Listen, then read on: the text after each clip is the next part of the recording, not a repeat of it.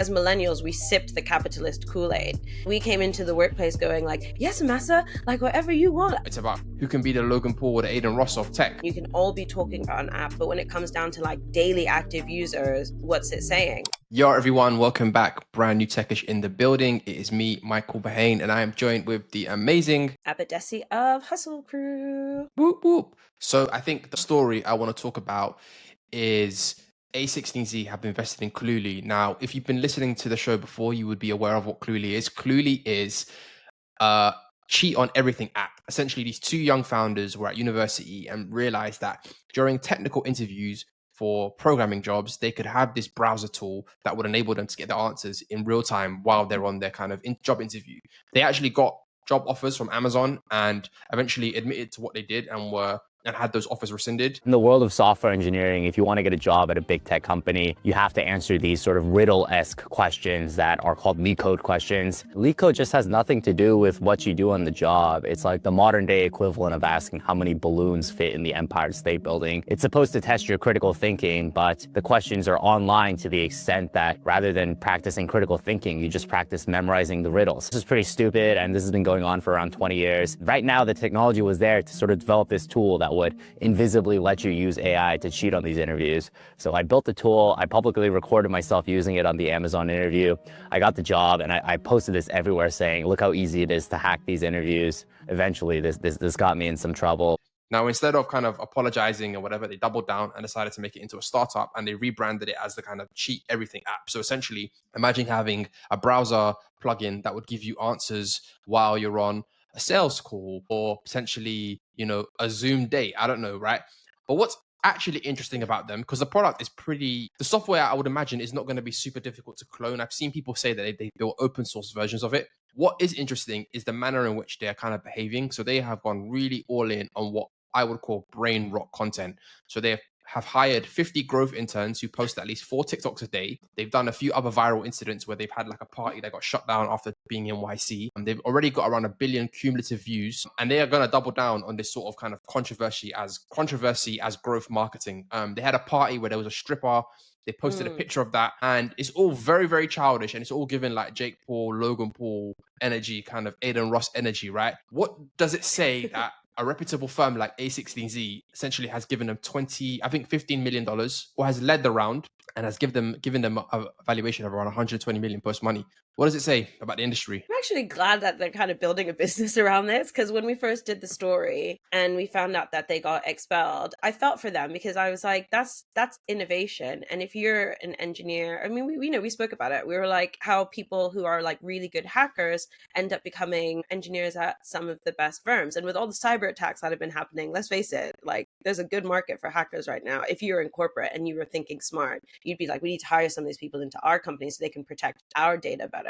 So when I saw that they were going out and fundraising, I was like, good for them, because, as you said, they're just like doubling down. But I think in terms of like these sort of cowboy antics and viral marketing campaigns, I don't really think it's necessarily like new. I think that startups have always tried to find ways to grab attention, and we are living in a social media driven attention economy where you need to literally fight for eyeballs with whatever you can get. And their tactics, I think, are very reflective of their age, their generation, but in many ways just reflect what people have always tried to do. You know what I mean? Like, do you really think that people haven't used Stunts in the past? Startups that are funded by some of the biggest firms like Andreessen Horowitz haven't used Stunts in the past? I think there's a difference between doing the odd stunt here and there, but I feel like this is their primary vehicle of growth. I haven't seen any other startup go so hard on this kind of sort of like TikTok first, brain rot, controversy style content. They have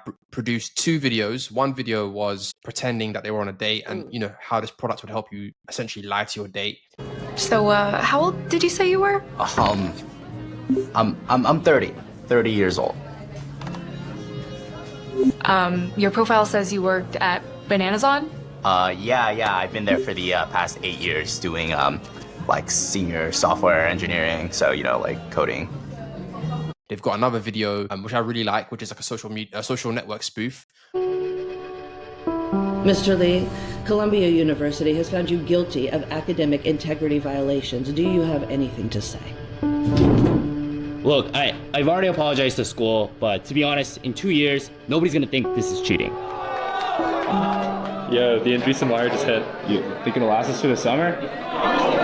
What I think is interesting is that I feel like this is probably the future, unfortunately, in the sense that software is now becoming a commodity, and the only kind of value is the attention that you can generate. So it used to be that maybe you would do some stunt in order to get, some extra attention. But now we've realized that actually attention is everything is everything now. Like a bunch of people could probably clone this quite easily.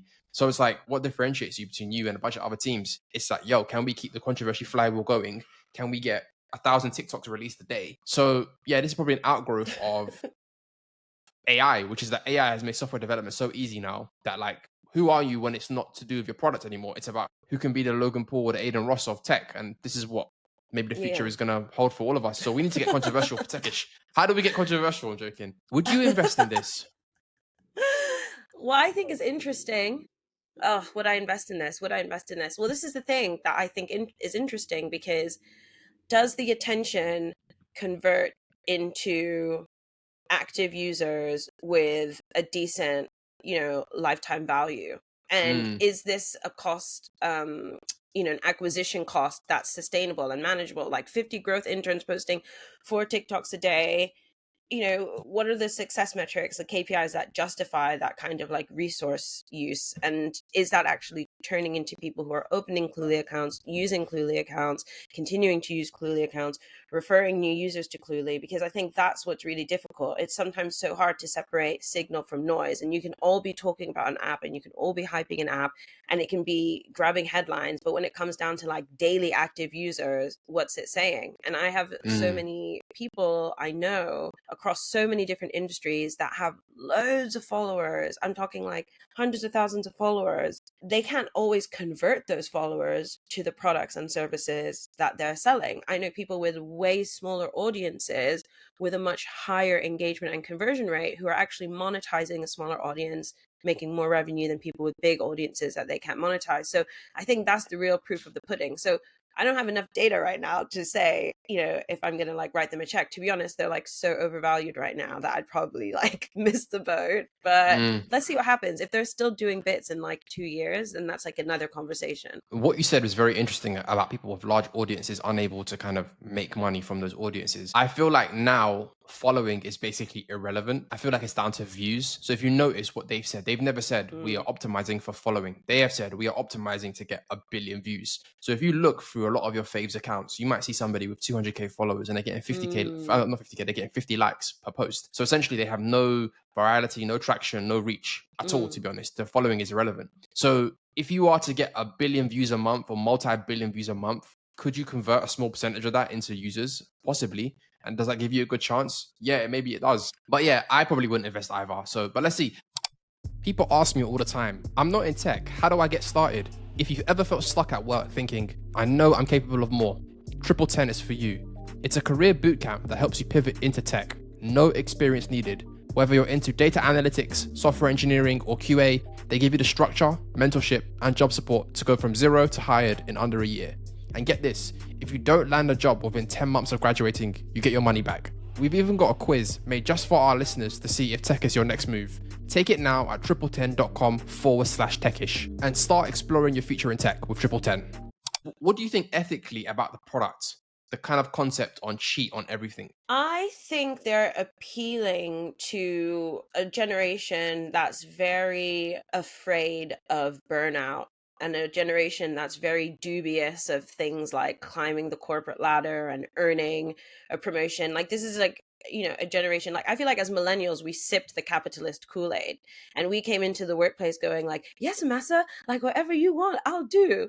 And I feel that like every generation after was like, nah, these systems are messed up and they do not work for me. So I'm just going to treat them like a game and do everything I can to beat the game, including using cheat codes. In a way, like institutions are to blame, right? Institutions haven't listened to people and evolved, whether that's jobs, big corporations, universities. People were like, diversify the curriculum, make things more accessible. So I feel that these tools are like younger adults' responses to broken systems. They're like, systems haven't evolved for us, so we're going to adapt to them. And ethically, right, it feels like a sliding scale. If you're already using ChatGPT to write an essay or another tool to help you solve your problem set, what difference does it make if you're then using this platform to, I don't even know what it is, ace a job interview or get an offer? Like, how is that any different from other hacks that people have used? Like, people can't pretend that they haven't like done a job interview like with their notes around them, right? Like preparing,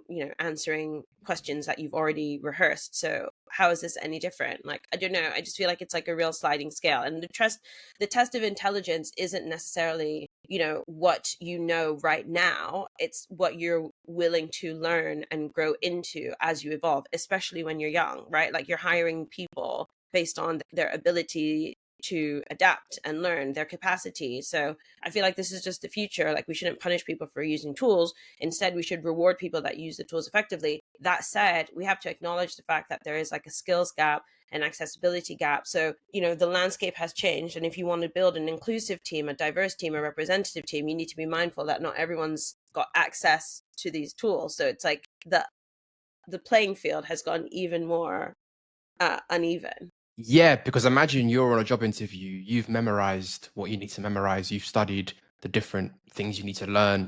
If you want to get a programming job, they might ask you, can you do a binary tree? Can you do this software, problem set? And then these dudes look better than you or the same as you with no real effort. They're just basically just like getting the answers fed to them and pretending that they know what they're talking about. So at the moment, because not everyone has Cluely or Cluely equivalents, it is cheating, isn't it? Because essentially you're pretending to be what you're not.